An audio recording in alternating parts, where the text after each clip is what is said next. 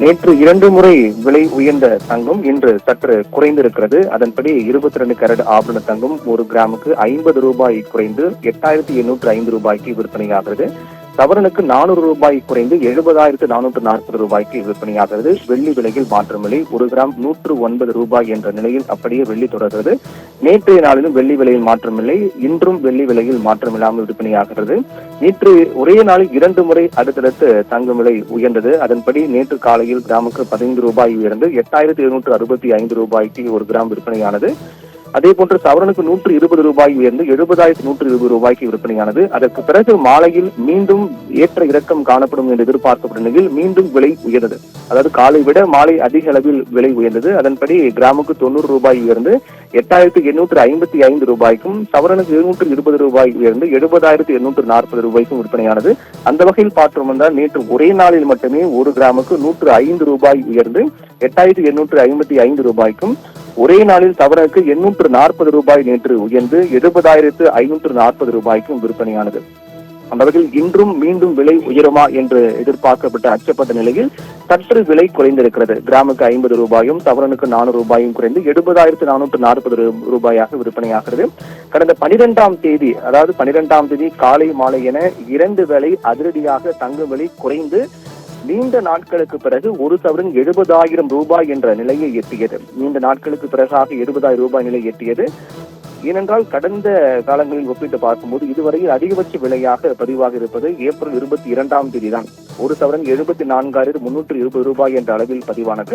அதற்கு பிறகு தொடர்ந்து 72,000 அதற்கு பிறகு 71,000 70,000 என்ற நிலையை எட்டி வந்த நிலையில் தொடர்ந்து இந்த மாதம் 1ஆம் தேதி முதல் தற்போது வரை கடந்த 1ஆம் தேதி பார்த்தோம் என்றால் 1 சவரன் 70,200 ரூபாயாக விற்பனையானது.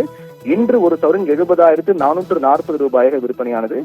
இடையில் பல்வேறு நிலைகளில் தங்கம் ஏற்ற இறக்கமெல்லாம் காணப்பட்டு வந்தது. குறிப்பாக 5 மற்றும் 6ஆம் தேதி என 2 நாட்களில் தங்கம் அதிரடியான விலை உயர்வு சந்தித்தது. 5ஆம் தேதி 2 வேளை காலை மாலை என 2 வேளையில் 1,160 ரூபாய் ஒரே நாளில் உயர்ந்தது.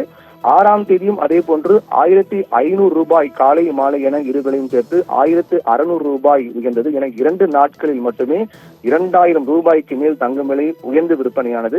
அதற்கு பிறகு சிறிய அளவிலான விலை குறைவு, அதற்கு பிறகு விலை ஏற்ற இறக்கும் என மாறுபட்டு வந்த நிலையில் நேற்றைய நாளில் 2 முறை தங்கம் விலை உயர்ந்து விற்பனையானது. ஒரே நாளில் 2 முறை தங்கம் விலை உயர்வதும் குறைவதும் என்பது எப்போதாவது நடக்கக்கூடிய நிகழ்வு. என்றால் காலை ஒரு வேளை மட்டும்தான் தங்க விலை ஒரு பெரிய அளவிலான ஏற்ற இறக்க மாற்றம் காணப்படும்.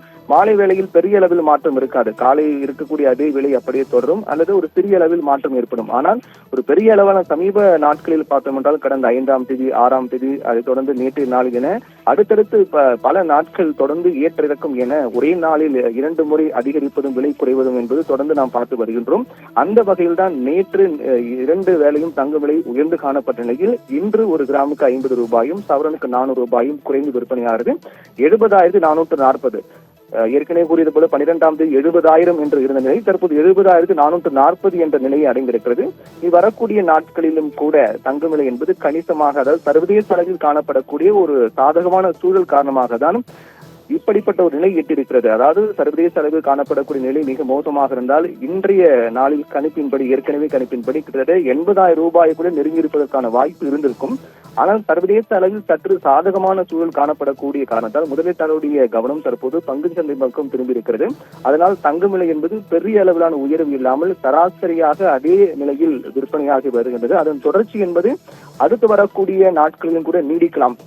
இதே அளவிலான சிறிய அளவில் ஏற்றம் சிறிய அளவில் இறக்கும் என்பது நிலை என்பது வருகின்ற அடுத்த சில நாட்களில் கூட அப்படியே நீடிக்கும். அதற்கு பிறகு ஏதேனும் அசாதாரண ஒரு சூழல் சர்வதேச அளவில் ஏற்பட்டால் ஒழிய இந்த விலையில் பெரிய அளவிலான மாற்றம் இருக்காது என்று எதிர்பார்க்கப்படுகிறது.